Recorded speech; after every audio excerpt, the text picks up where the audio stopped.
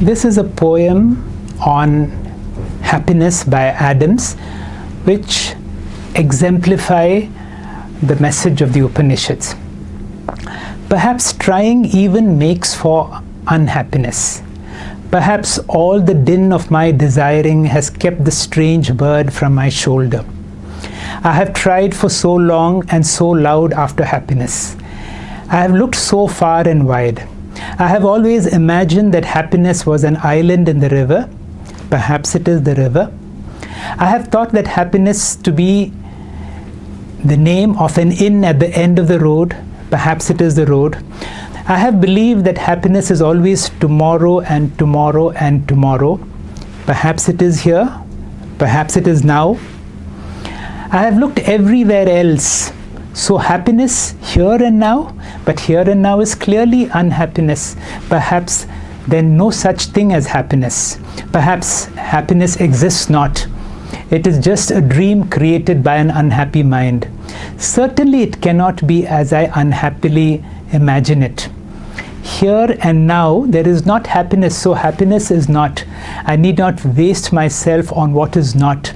I can forget about happiness then, and I can cease to care instead and concern myself of something that I do know and can feel and experience. Happiness is an idle dream. It is morning. I can awaken and stay with unhappiness. And what is real under the sun at this moment? And now I see how much of my unhappiness came from trying to be happy. Even I can see that trying is unhappiness. Happiness does not try. At last I am here and now. At last I am what I am. I am unpretending. I am at ease. I am unhappy. So what? But is this what I ran from? Is this really unhappiness? And when I cease to try to be happy or anything else, when I do not seek any more, when I do not care to go anywhere, get anything, it seems I have already arrived in a strange place. I am here and now. When I see that all that I can do is nothing and all my doing is the same dream, in that moment I can see my mind, the old dreamer, the wanderer, is for a moment still and present.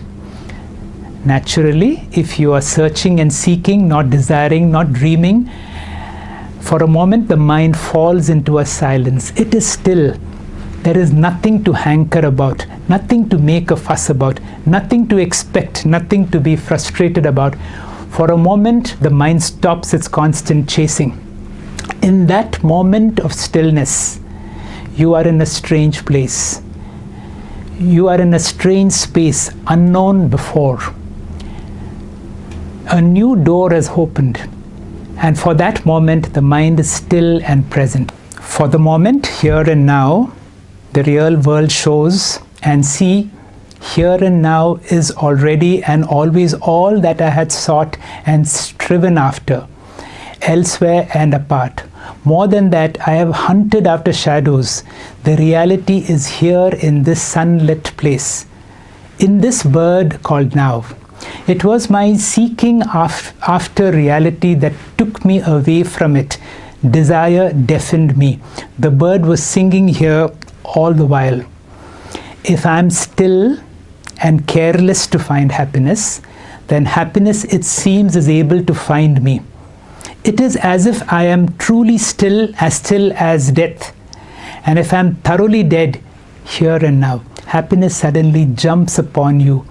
When desire disappears, happiness appears. When the striving is no more, for the first time you see who you are.